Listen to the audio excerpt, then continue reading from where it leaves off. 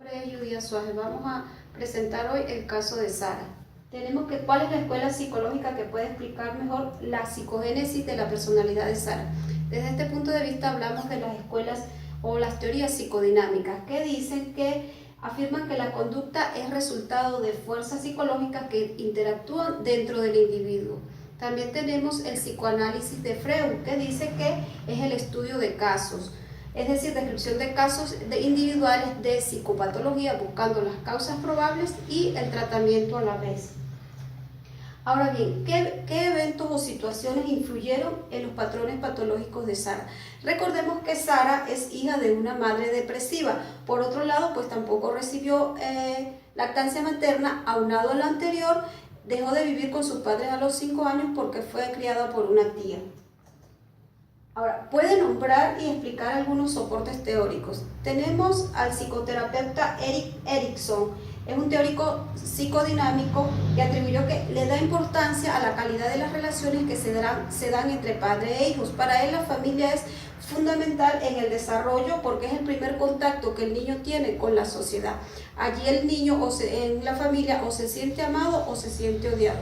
Por otro lado tenemos también a la terapeuta Karen Horney. Ella dice que los factores ambientales y sociales también inciden en las relaciones que tenemos en la niñez y por lo tanto influencian la personalidad. ¿Qué conflicto en la infancia de Sara no se resolvió? Desde mi perspectiva, Sara, el conflicto no resuelto es la ausencia de su padre, es decir, la falta de la figura paterna, por lo que tuvo que idealizarla y de algún modo eso compensaba la ausencia materna. ¿Qué consecuencia trajo este conflicto para Sara? Tuvo una relación distante e insatisfactoria con su papá, lo que de alguna manera en el presente se ve reflejado porque ella ahora en su rol actual de abogado se dedica a defender básicamente a hombres donde hay problemas por mala praxis o negligencia, y también al final se ve que se enamora de su terapeuta. ¿Qué sucedió con su primer psicoterapeuta y qué o por qué la refirió a otro? Recordemos que una vez que Sara sale embarazada, su padre la forza a abortar, por lo que acude a un analista para obtener ayuda y se enamora del psicoterapeuta. En razón de ello, pues él se ve obligado a referirlo a otro psicoterapeuta. ¿En qué área de desempeño afectó la estructura de la personalidad de Sara principalmente?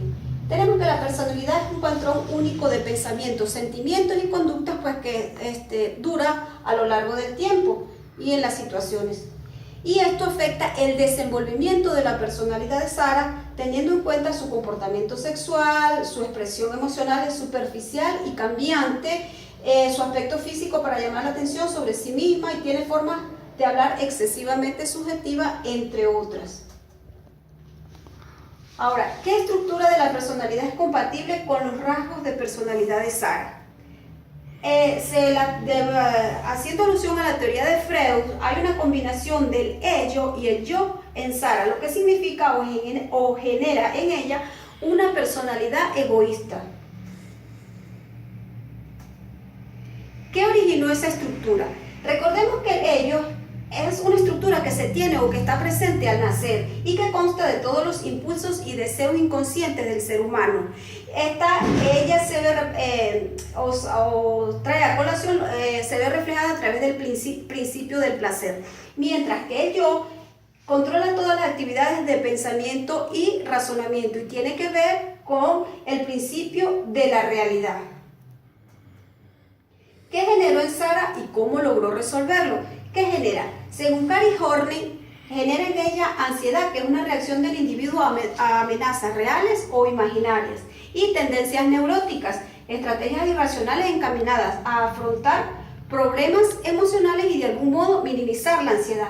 Ahora, ¿cómo logra resolverlo? Recordemos que el terapeuta la llevó o a través de él ella consigue a través del discernimiento y trajo a la conciencia el material que había reprimido. De alguna forma llega hasta el proceso de elaboración. ¿Qué podemos concluir?